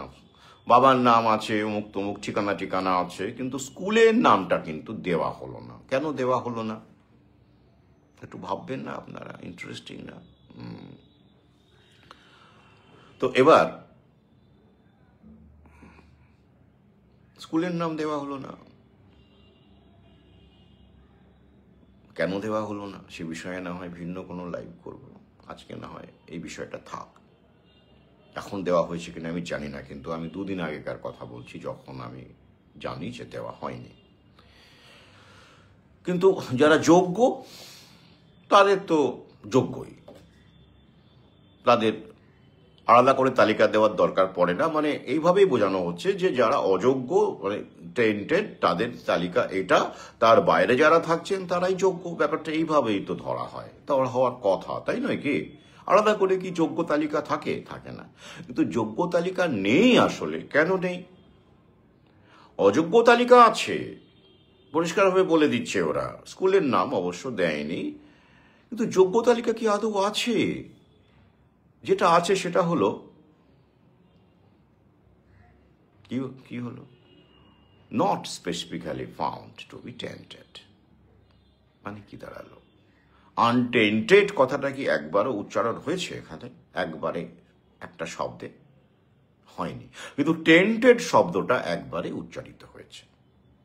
এখানে কিন্তু একটা ছোটবেলায় আমরা খেলতাম না, কি সুন্দর খেলাধুলার ব্যাপার আর কি, এটা কিন্তু আছে অস্পষ্টভাবে, অস্ফুটভাবে কিছু একটা বলা আছে, আন্ডারস্টুড। এটা একটু ভাববেন, কেন এটা করা হলো? খেলাধুলার জায়গাটা তৈরি করে রাখা হয়নি কি? বেশ গেল। তাহলে যোগ্য তালিকা বলে কিছু আসলে নেই, এটা আমার বিশ্লেষণ। কিন্তু আপনারা একমত নাও হতে পারেন, হওয়ার দরকারও নেই। কেন সবাই একমত হবেন? কেন হবেন? হতে যাবেন কেন একমত? এটা তো ডেমোক্রেসি, বহুমতের জায়গা। শুধু বলবো একটু ভাববেন। আচ্ছা, এটা গেল। এবার উনি তাদের হয়ে মামলা করেছেন, ধরলাম। আচ্ছা, ধরলাম না হয়, আমি পুরো প্যানেলের হয়েই না হয় মামলা করেছেন, যেটাই হোক না কেন, বৃহত্তর স্বার্থে করেছেন, নিজের কথা ভেবে করেননি। কিন্তু এই যে ব্যাপারটা, এটা যে কন্ট্রোলড হতে পারে, এটা কেন আমার মনে হলো এই কারণে আনন্দবাজারের মতো পত্রিকায় বড় করে খবরটি বেরিয়েছে। 18 নম্বর আপনারা দেখে নেবেন লিঙ্ক, এবং মেন স্ট্রিমের পত্রিকা খবরগুলো বেরিয়েছে। ফেসবুকে পডকাস্ট শুধু নয়, মেন স্ট্রিম মিডিয়ায় আনন্দবাজারের মতো মিডিয়া, যেটা বাজারি মিডিয়া, দালাল মিডিয়া, 1 নম্বর মিডিয়া, 1 নম্বর দালাল, টপ দালাল আমাদের বাংলার। কি লেখক সাহিত্যিক হিসেবে অকপটে বলছি না, ও যায় আসে না। ওসব পত্রপত্রিকা, তাদের বড় সাহিত্যিক পত্রিকাতেও আমার লেখালেখি এক সময় বেরিয়েছে, সেই সময়ের কথা বলছি। বাট তখন তো করোনা আসেনি, আই ওপেনার। তো বেরিয়েছে, এবং আমার সহযোদ্ধারা ভালো করেই জানেন। এটা যেহেতু আমার সহযোদ্ধা হিসেবে একজন প্রশ্ন করেছেন, তিনি এই বাতিল প্যানেলের একজন প্রশ্ন করেছেন, তাই আমি এরকম আরো 2-1 আছেন যারা সম্প্রতি আমার সঙ্গে যুক্ত হয়েছেন, তাদের জন্য বলছি।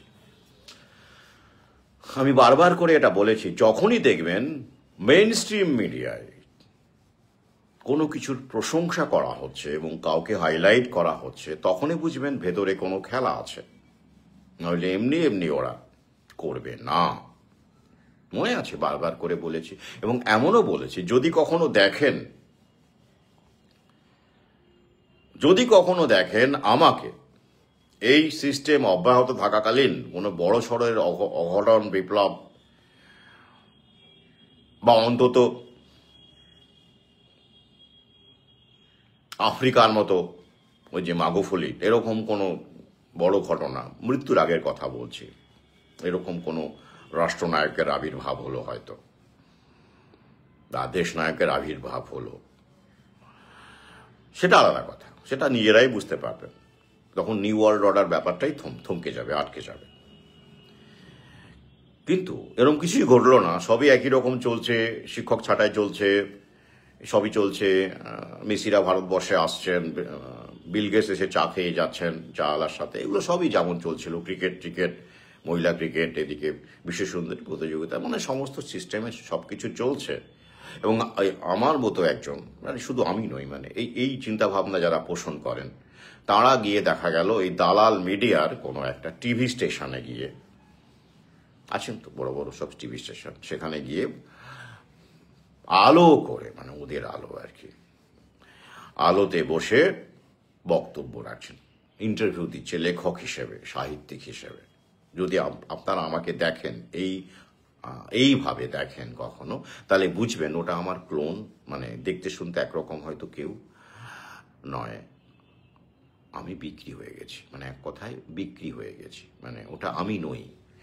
মানে আমার যে সারবত্তা, যে কারণে, যে জায়গা থেকে আমি লড়াই করছি, সেটা নেই, আমি বিক্রি হয়ে গেছি। তখন আপনারা মানে আমার সহযোদ্ধারা পারলে থুতু দিয়ে আসবেন মুখে, বলে রাখলাম। মানে নেই ওটা। আমি কেন এটা বলেছি, আমি জানি ওই জায়গাটাতে একসময় ঘোরাফেরা করেছি, ওই সব জায়গায় খুব ভালো করে জানি, কাছ থেকে জানি যে কখন এই সব মিডিয়া কাদেরকে প্রমোট করে, কেন প্রমোট করে, কি উদ্দেশ্যে করে, পেছনে কোন শক্তি কাজ করে। বিনা স্বার্থে কোনো কাজ ওরা করে না। তাই এইখানে যখন খবরটি এসেছে, তার মানে কোনো একটা উদ্দেশ্য আছে, অভিসন্ধি আছে। কি অভিসন্ধি? ওই যে গান্ধীজির নাম মনে পড়ছে, গান্ধীজি, মহাত্মা গান্ধী। বাপরে বাপ, আমার গান্ধীজির কথা বলছেন, যোগাযোগ আছে। মনে আছে সেই সময় ব্রিটিশরা গান্ধীজিকে কেন প্রমোট করেছিল? গান্ধীজি ব্রিটিশদের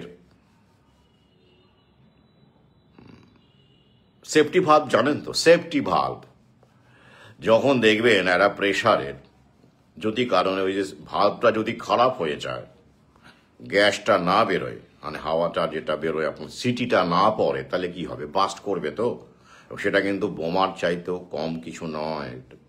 কনভেনশনাল বোমা যেটা এফেক্ট করে, সেই প্রেসার কুকার বাস্ট করলে কিন্তু সেরকমই এফেক্ট হতে পারে, ভয়ঙ্কর। সেরকম ভাবে আর্থসামাজিক সিস্টেমেও এরকম একটা প্রেসার বিল্ড আপ করে, প্রেসার। আর এখন তো সেটা মারাত্মক আকার নিচ্ছে প্রেসারটা।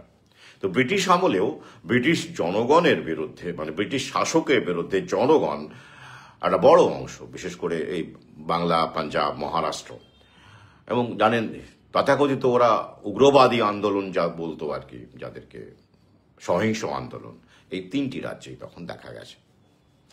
তো এই একটা অবস্থায় মারাত্মক রকম যখন প্রেসার গোটা দেশ জুড়ে হচ্ছে, ব্রিটিশদের উপর চাপ বাড়ছে, তখন ওরা ঠিক করে এমন একটা সেফটি ভাল্ব তৈরি করতে, একটা যাকে দিয়ে এই প্রেসারটাকে বের করে দেওয়া যাবে, নাহলে বাস্ট করবে তো। বাস্ট করলে তো বোমা, জনগণের প্রেসার বাস্ট করলে সেটা শাসক শ্রেণী জ্বলে পড়ে মরে যাবে, মারাত্মক ভয়ঙ্কর হতে পারে। তাই ওরা সাউথ আফ্রিকা থেকে গান্ধীজিকে হঠাৎ করে ওখান থেকে আমদানি করে ফেলল। যে গান্ধীজি সাউথ আফ্রিকাতে কোট স্যুট পরত, ওকালতি করতেন, সিগার টিগার সবই খেতেন, পানটানও করতেন, যা খবর আছে, যা তথ্য পাওয়া যাচ্ছে। ঠিক আছে, আমি ওনাকে ছোট করছি না, কিন্তু এই তার হাব ভাব, চাল চলন, পোশাক আশাক সব বদলে গেল ওভারনাইট। কেন? Why? Because he had to perform a certain role, a particular role dictated by his masters, যেটা নেতাজি প্রত্যাখ্যান করেছিলেন। তাই নেতাজির অবস্থা, পরিণতি কি হয়েছিল, কি ব্যাপার, সেটা আপনারা জানেন। তিনি রাজি হয়েছিলেন এই সেফটি ভাল্ব হিসেবে রোল প্লে করতে।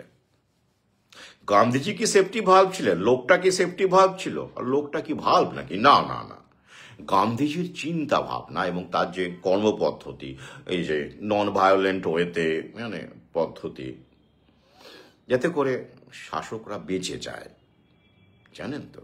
হ্যাঁ, শাসকরা বেঁচে যায়।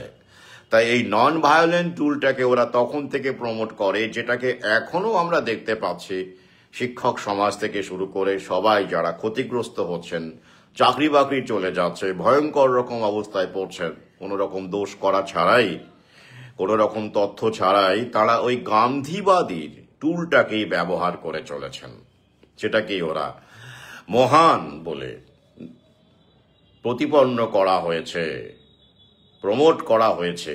অর্থাৎ এই যে নীতিটা, নন ভায়োলেন্ট নীতি, যেটা শাসক কখনো মানে না, জনগণকে মানতে হয়,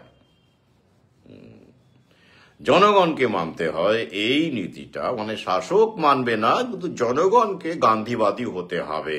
শাসক পুলিশ রাখবে, শাসক মিলিটারি রাখবে, শাসক সবকিছু রাখবে, কিন্তু জনগণ রাখবে না। জনগণ গান্ধীবাদী হবে, এমনটাই প্রত্যাশা। সেভাবেই মহাত্মা গান্ধীকে প্রমোট করা হয়েছিল, তার চিন্তা ভাবনা। এটা আমার বিশ্বাস। কিন্তু আপনারা ভাবতেই পারেন আদর্শ সমাজ হলে আলাদা কথা, কিন্তু যখন একটা জনগণ একটা শোষণের মধ্যে আছে, নিপীড়নের মধ্যে আছে, তখন কি করে গান্ধীবাদ পথ প্রদর্শন করতে পারে? আমার ধারণা নেই, অধমের ধারণা নেই। আমি গান্ধীবাদী নই। কিন্তু গান্ধীবাদ যে কতটা কাজের জিনিস, আমি গান্ধীর কিন্তু অন্যান্য সব রসুন খাওয়া, ভালো টালো, ওই বিষয়ে যাচ্ছি না। সেটা তার সমাজ কাজ, ছাগলের দুধ, উনি যেখানে যেতেন ছাগল নিয়ে যেতেন, দুপেয়ে ছাগলও থাকতো তার সাথে বহু, যাই হোক। তো সেটা অন্য কথা, সেটা তো স্বাস্থ্য ইত্যাদি ইত্যাদি, সেগুলো ক্ষেত্রে আমি বলছি না। সেই ক্ষেত্রগুলো অনেক ক্ষেত্রে আমরা সেটাকে নিজেরাও সমর্থন করি, পালন করি। স্বাস্থ্যক্ষেত্রে তার যে কর্মপদ্ধতিগুলোর কথা উনি বলেছেন। কিন্তু আমি বলছি পলিটিক্যাল চিন্তা ভাবনা তিনি যেটা সেই সময় ব্রিটিশরা কাজে লাগিয়েছিল, সেটা আমাদের সেফটি ভালভ হিসেবে ব্রিটিশরা তাকে কাজে লাগিয়েছিল এবং এর ফলে ব্রিটিশরা দীর্ঘকাল আমাদের দেশে আরো শাসন করতে পেরে মানে সক্ষম হয়েছিল। নইলে আরো গান্ধীকে না নামানো হলে আরো আগেই ব্রিটিশদের মানে তখন আর রাজনৈতিক ভিক্ষার দরকার পড়তো না। মানে ওরা তো ভিক্ষা করে প্ল্যান করে দেশকে ভাগ করার সময়টা পেল, গান্ধীকে প্রমোট করলে সেই সময়টা তারা পেত না। সুভাষকেও দেশ ছাড়তে হতো না, ফরওয়ার্ড ব্লক গঠন করতে হতো না। এটা আমার বিশ্লেষণ। তো সময় নেওয়ার জন্য করে এখানেও তাই হচ্ছে। কেন, কিরকম? এই যে দেখুন, এই মুহূর্তে আগামীতে যে 31শে ডিসেম্বরের মধ্যে নিয়োগ হবে না তো আমি বহু আগেই বলেছি হবে না। মিলিয়ে নেবেন, কি করে হয় দেখবেন। অথচ সুপ্রিম কোর্টের যেটা বলা আছে যে 31শে ডিসেম্বরের মধ্যে নিয়োগ হবে, তাই তো? কিন্তু সেটা হবে না, অসুবিধে নেই। রাজ্য সরকার বলবে, সুপ্রিম কোর্ট আবার ডেডলাইন বাড়িয়ে দেবে, বাড়াতে থাকবে, কোনো চাপ নেই। এটা আমি বহু আগেই বলেছি। তো এবার যেটা সমস্যাটা কোথায়? যেটা উনি বলছেন সাইলেন্স অফ জাস্টিস বা জুডিশিয়াল সিস্টেম, আমি একমত। তবে আমি এটা শুধু সাইলেন্স বলবো না, এটাকে আমি বলবো deliberate silence and active interference বলবো না, ইমপ্লিমেন্টেশন। একদম আমি এই সাইলেন্সকে ডেলিবারেট বলি। এবং অ্যাক্টিভলি আদালত যে এই সিস্টেম রিসেটের ক্ষেত্রে কাজে লাগছে, জায়নিক শক্তির কাজে লাগছে, কায়নিক শক্তির হয়ে কাজ করছে, এটা বহু আগেই বলেছি। ইউটিউবে আমার পুরনো এই ব্যাপারে বহু ভিডিও আছে। শিক্ষক বনাম আদালত, আদালত বনাম শিক্ষক, কিভাবে শিক্ষা ব্যবস্থাকে ওরা আদালতকে কাজে লাগিয়ে প্রাইভেটাইজ করবে, বহু আগেই বলা আছে। প্রথমত দেখুন ডেলিবারেট কেন। যেই বিচারক, সেটা আন্দোলনকারীরাই অভিযোগ করছেন, যে বিচারক বলেছিলেন যে সেই সময় ওটা ফ্রেশ রিক্রুটমেন্ট, আমি আগের ভিডিওতে বলেছি, তাই সবাই মানে নতুনরাও বসতে পারবে, আপনারাও মানে যোগ্যরাও বসতে পারবে, অযোগ্যরা পারবে না, ঠিক আছে। তারপরে যখন মামলা তো হতেই থাকছে, তখন সেই বিচারকই বলছেন এ কি একসঙ্গে পরীক্ষা নেওয়া হলো কেন, আলাদা করে নেওয়া উচিত ছিল, এটা তো আমি বলিনি কেন। উনি নাকি ওনার কথা নাকি কোনো অফিসিয়াল রেকর্ড থাকে না, উনি নাকি এমনি কোর্টে বলেন। তো সেই কথাতেই বিশ্বাস করে চাকুরি প্রার্থীরা মানে যারা যোগ্য তারাও নাকি প্রেসারদের সঙ্গে বসতে রাজি হয়েছিলেন, এরকমই বলা হচ্ছে আর কি। কিরকম ভয়ঙ্কর বলুন তো, কিরকম একটা ভয়ঙ্কর, এটাকে আপনি কি বলবেন, অনভিপ্রেত, স্লিপ অফ দ্য টাং, হঠাৎ করে বলে ফেলেছেন। আমি মনে করি না হঠাৎ করে বিচারকরা এমন বলেন না। এটা হচ্ছে ডিলেইং ট্যাকটিক্স, ব্যাপারটাকে আরো দেরি করানো, কনফিউজ করা, ইত্যাদি ইত্যাদি। অর্থাৎ আমি যেটা বললাম, ডেলিবারেটলি এটা বিচার ব্যবস্থা করছে। এবং শুধু তাই নয়, দেখুন যখন রাজ্য সরকার নোটিফিকেশন বের করলো, ফ্রেশার এবং তথাকথিত যোগ্য সবাই একসঙ্গে পরীক্ষায় বসতে হবে এবং 10 নম্বর দেওয়া হবে, অভিজ্ঞতার নম্বর। সেই কেস তো এখনো চলছে, 23 ডিসেম্বর আবার শুনানি আছে। এই যে কবে শেষ হবে আমরা জানি না, যাই হোক, আর শেষ হলেও কিরকম শেষ হবে সেটা আমি কিন্তু জানি। তো এই অবস্থাতে দাঁড়িয়ে তখন কি বিচারক মহোদয়রা বা বিচার ব্যবস্থা কি জানতো না যে একটা খিচুড়ি নোটিফিকেশন জারি করা হয়েছে? যখন কেউ গিয়ে ওখানে মামলা করলো তারপরে তারা জানলেন। তারা কি পেপার পড়েননি বা তাদের সঙ্গে কোনো যোগাযোগ কারো ছিল না? তারা কিছুই জানতেন না? তাহলে সুমোটো স্টেপ কেন নিলেন না? সুমোটো মানে জানেন তো, আদালত স্বতঃপ্রণোদিতভাবে হস্তক্ষেপ করতে পারে। তাহলে সুপ্রিম কোর্টের তত্ত্বাবধানে পরীক্ষা হচ্ছে, বলা হচ্ছে যে 31শে ডিসেম্বর এই ডেডলাইন মেনে টেনে হবে। তাহলে সুপ্রিম কোর্ট কেন স্বতঃপ্রণোদিত হয়ে কোনো তখন স্টেপ নিল না যে না এটা কেন হচ্ছে, মিক্সড খিচুড়ি নোটিফিকেশনে কেন পরীক্ষা নিচ্ছেন? তাহলে তো সমস্যা হবে, মামলা হবে, এই হবে সেই হবে, আলাদা করে পরীক্ষা নেন। বলেননি কেন? বলেছিলেন? বলেননি। আমি তখনই কিন্তু সাবধান করে দিয়েছিলাম যারা আমার ফেসবুকে আছেন, ইউটিউবে আছেন, যে না, এটা আসলে নিয়োগ না করার জন্য, বিয়োগ করার উদ্দেশ্যে এই পরীক্ষাটা নেওয়া হলো, দেরি করার জন্য এবং আরো ভয়ঙ্কর পরিস্থিতি তৈরি করবার জন্য। বেশ, এটা আমি বলেছি। এবং একটা জিনিস খেয়াল করুন, এই যে সিস্টেম, যেটা অযোগ্য যোগ্য বলে যে প্যানেলটা হলো তথাকথিতভাবে, যোগ্যত্ব আলাদা করে নেই, অযোগ্য বাদ মানে যোগ্য বাকিরা, এরকম ব্যাপারে যেটা হলো, সেটা জানা গেল কি করে? জানা গেল কি করে? এবার আসছে পরের বিষয়ে। তবে তার আগে এবার বলে দিই যে এই যে কন্ট্রোলড আমি বলছি, এটা হাইজ্যাক্ট বলছি, উনি সজ্ঞানে হয়েছেন বা আলাদা কথা না জেনে হয়েছেন, বা আমি সেটা বিতর্কে যাব না, বা এই যে একটা পরিচিতি পাচ্ছেন, তাকে কেউ আগে চিনত বলে আমি জানি না, স্বাভাবিকভাবে নাচনারি কথা, কিন্তু মেইন স্ট্রিম মিডিয়ায় তার খবর এলো, ছবি টবি এলো, এগুলো আস্তে আস্তে তিনি বক্তব্য রাখবেন, দেখবেন, মানে আরো দেখা যাবে, উনি অনেককে অনুপ্রাণিত করবেন। কিন্তু এটা কেন করা হলো? যদি কন্ট্রোলড হয়, আপনারা বলতেই পারেন এটা কেন করা হলো, যে আপনি বলছেন কন্ট্রোল, কি উদ্দেশ্যে করছে মিডিয়া প্রমোট করছে, মানে সরকার আছে, শাসক শ্রেণী আছে, নাহলে হঠাৎ করে এইসব মিডিয়া কখনো কাউকে খবর জায়গা দেয় না।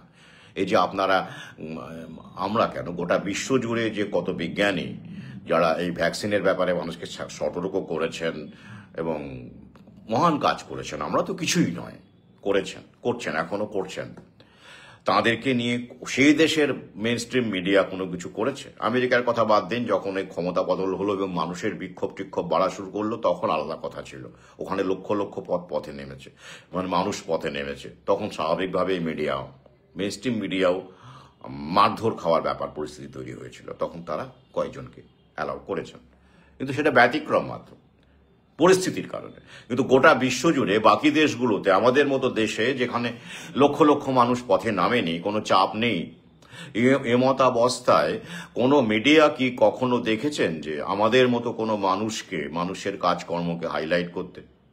মানে আমরা যারা সহযোদ্ধারা কাজ করছি, আমাদের মধ্যে অনেক শিক্ষক আছেন, অনেক চিকিৎসক আছেন, যারা সেই সময় আমরা পথে নেমেছি, এখনো আমাদের সঙ্গে আছেন, দেখতে পাবেন 6 ডিসেম্বর।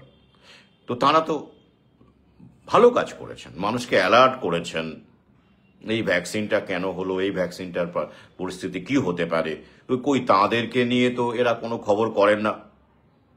কেন করেন না? দুটো গালিগালাজ আলাদা করে দেন না, কারণ ওই দিয়ে দিলেও কিন্তু মুশকিল, লোকজন জেনে যাবে। হ্যাঁ, লোকজন জেনে যাবে ব্যাপারটা কি ব্যাপার, লোকটা কি বলছে, ভ্যাকসিন নিয়ে কি বলছে, কি ব্যাপার, কি হলো।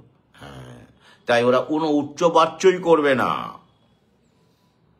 সাইলেন্স রাখবে পুরোটাই। এরা কিন্তু সব জানে যে আমরা কি করছি না করছি, সব জানে, সব খবর রাখে ওরা। কিন্তু আমাদের সম্পর্কে 2 লাইন খারাপ কথাও লিখবে না ওরা। ভালো কথা দূরের গল্প, প্রশংসা করা দূরের গল্প। 2 লাইন খারাপ কথা বা গালিগালাজ দিয়ে যে এই লোকগুলো পাগল, এই লোকগুলো ভ্যাকসিনের বিরুদ্ধে বলছে, এই লোকগুলো করোনা ভ্যাকসিন নেয়নি, শুধু তাই নয়, ডেঙ্গু ভ্যাকসিন আসছে সেটাকে ওরা গালাগালাজ করছে, নিতে বারণ করছে, এরা হলো উন্মাদ, এদের কথা বিশ্বাস করবেন না, এইরকম ভাবে 2-4টে লাইন ওরা লিখবে না, কারণ বিপদ আছে, তাতে করেও লোকজন, তাই নাকি? হ্যাঁ, তাই তো, আমরাও তো ভ্যাকসিন নেওয়ার পর লোকগুলো কি উন্মাদ সত্যি? তাহলে দেখতে হচ্ছে, একটু যোগাযোগ করি তো, ডেঙ্গু ভ্যাকসিনও নিতে বারণ করছে। হ্যাঁ, আমাদের সময় ফেসবুকে আমরা দেখেছিলাম, আমরা পাত্তা দিইনি, করোনা ভ্যাকসিন না নেওয়ার কথা বলছে, এরকম কেউ ছিল বটে, নাম মনে নেই আমাদের, কিন্তু নেওয়ার পরে তো একটু কেমন যেন মনে করছে, আমার 2-1জন পরিচিত লোক চলেও গেল, তাহলে ব্যাপারটা পুরোটা গুজব নয় মনে হচ্ছে। দেখি তো খোঁজ করে কি হবে।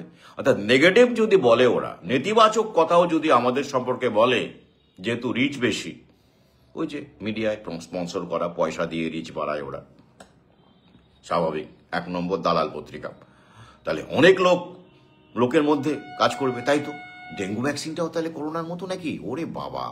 তাই ওরা নেতিবাচক ইতিবাচক কোনো উল্লেখই আমাদের সম্পর্কে করবে না, করে না, মিলিয়ে নেবেন আমার কথা। ওরা জানে না, সব জানে। এই যে আমরা অনুষ্ঠান করছি, গতবার করেছি, এত মানুষ আসছে, তাই তো এত অত মানুষ আসছেন, অনেক মানুষ আসছেন, অনেক মিডিয়ার লোকও জানে, তাদেরকে আমি আগে চিনতাম, এখন তারা আছেন আমার ফেসবুকে নীরব চুপচাপ। তারা জানেন, সব জানেন, কিন্তু ওই যে প্রচার পেয়ে যাব, নেগেটিভ প্রোপাগান্ডা মানেও একটা ওদের পক্ষে খারাপ, মানে সেখানে মানুষ দুয়ে দুয়ে চার করে নেবে। কিন্তু এই খবরটি কেন এলো, কেন এলো এই খবরটি হঠাৎ করে? এক জনস্বার্থ মামলা হয়েও গেল পটাপট, আদালতও গ্রহণ করে নিল, বেঞ্চও দিয়ে দিল, খবরও হয়ে গেল, খুব স্মুথলি হয়ে গেল না? মানে খুব একটা লড়াই করতে হলো কি, যে নিচ্ছে না আদালত কিছুতেই, জোর করে সবাই মিলে কেন নেওয়া হবে না জনস্বার্থ মামলা, নিতেই হবে, এরকম করে আন্দোলন করে চাপ টাপ দিয়ে তারপর কি মামলাটাকে নেওয়ানো হলো? না, স্মুথলি সব হয়ে গেল এবং পেপারে খবরও এসে গেল। এইটাকেই আমি দুয়ে দুয়ে চার করি, আমার অভিজ্ঞতা আছে মেন স্ট্রিম মিডিয়া সম্পর্কে। তাহলে কেন হলো? ওই যে সেফটি ভাল্ব। কারণ 31শে ডিসেম্বরের মধ্যে যদি নিয়োগ না হয় তো বোঝাই যাচ্ছে, বুঝতেই পারছেন হবে না। কবে হবে কেউ জানে না, 10 নম্বরের কেস চলে আছে, আগে হবে, আগে যোগ হবে না পরে যোগ হবে, এই নিয়ে সওয়াল জবাব হতেই চলেছে, হতেই থাকছে, তাই তো বহু আগেই এমন বলেছি। তাহলে এই যে পরিস্থিতি, তো এর যখন দেখবেন যে 31শে ডিসেম্বরের পরে মধ্যে হলো না, মাইনে টাইনে অনেকেরই বন্ধ হয়ে গেল, মানে মাইনে তো বন্ধ হয়ে যাওয়ার কথা, তখন মামলা হবে কেন মাইনে বন্ধ হবে না, আমাদের বেলায় বন্ধ হলো, ওদের বেলায় কি কেন বন্ধ হচ্ছে না, ওদের তো 31শে ডিসেম্বর পর্যন্ত। তাই সুপ্রিম কোর্টের 31শে ডিসেম্বরের মধ্যে নিয়োগটা কার্যকর হোক আর না হোক, মাইনেটা কিন্তু বন্ধ হওয়ার সম্ভাবনা 100%, যদি না অলৌকিক ঘটনা ঘটে, সামনে ভোট টোট আসছে আলাদা কথা, কিন্তু ওটাই ওদের অর্থনীতি এই মুহূর্তে, তাই বললাম। তো এবার ধরুন মাইনে বন্ধ হয়ে গেল, চাকরিও হলো না যোগ্যদের, তথাকথিত যোগ্যদের, তখন বিক্ষোভটা কোন পর্যায়ে যেতে পারে?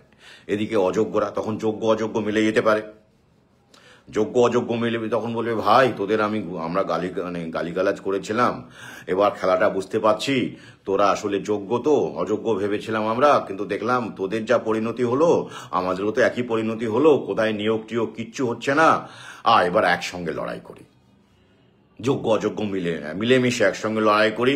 তো আমাদের যদি ধরুন একটা সংখ্যক শিক্ষক বুঝতে পারে,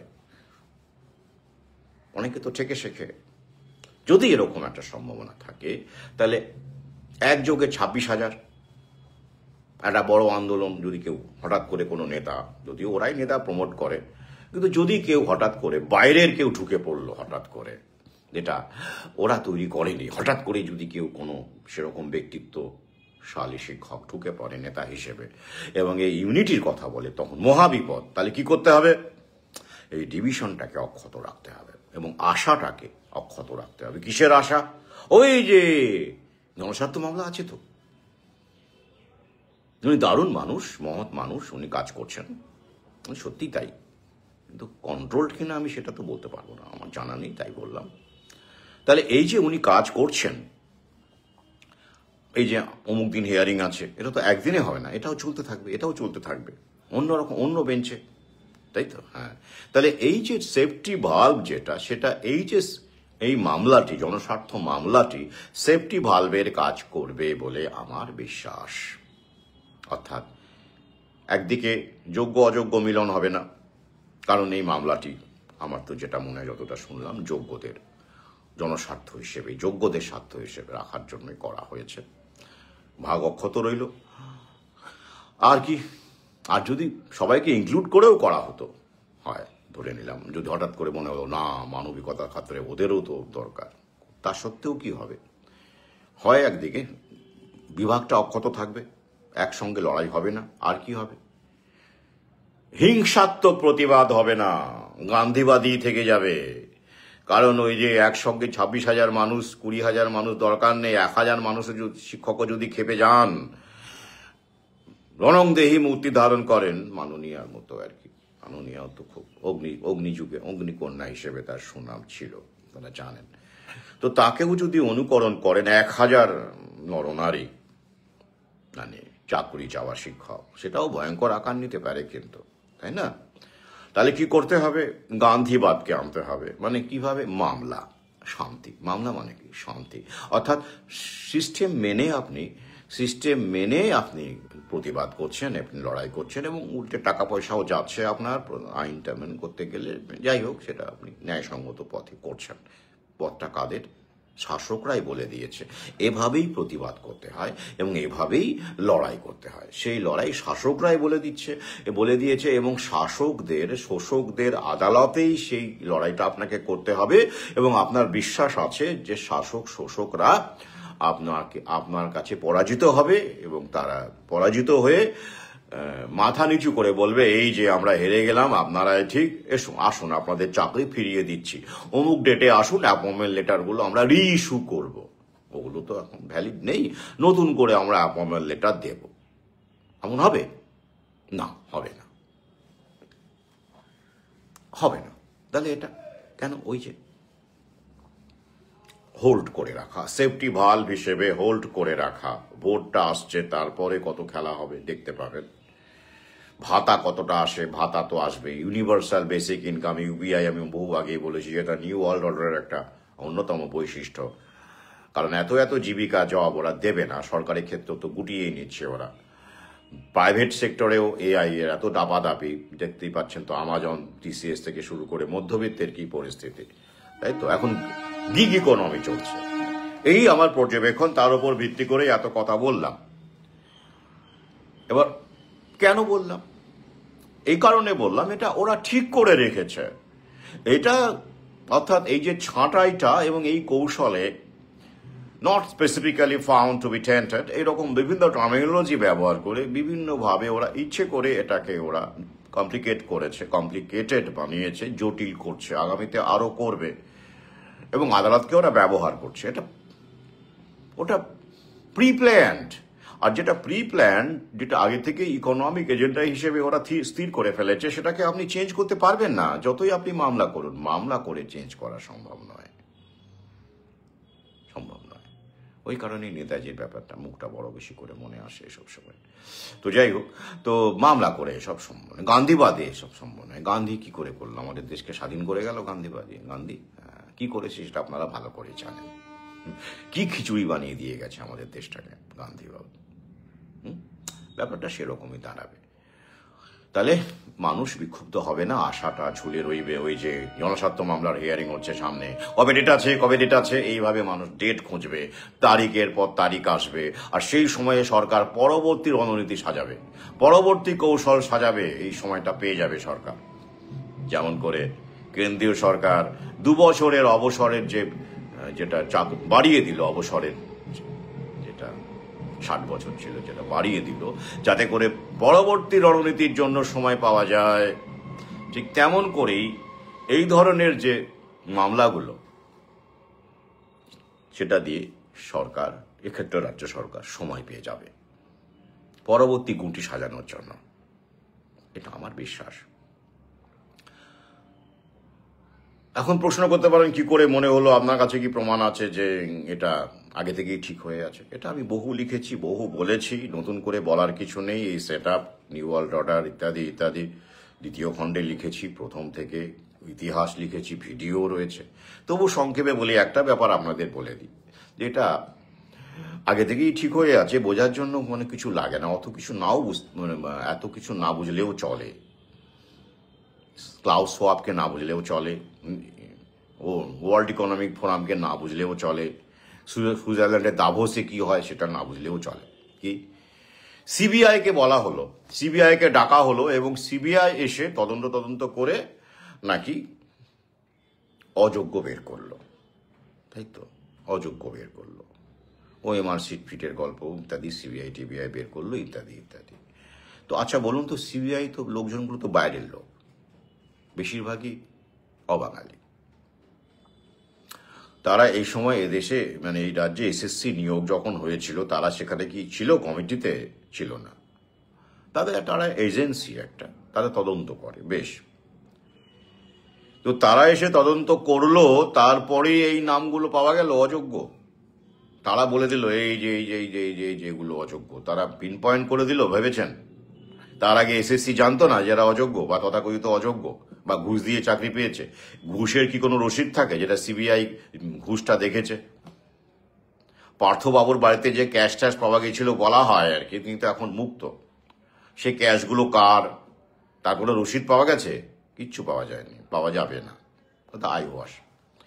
তাহলে সিবিআই বলে দিল অযোগ্য, তাই এসএসসি বুঝতে পারলো, হ্যাঁ তাই তো, আমরা তো জানতামই না এরা অযোগ্য, হে মা, এরা কি করে চাকরি করছে গো, এটা তো আমরা ভাবতেই পারিনি।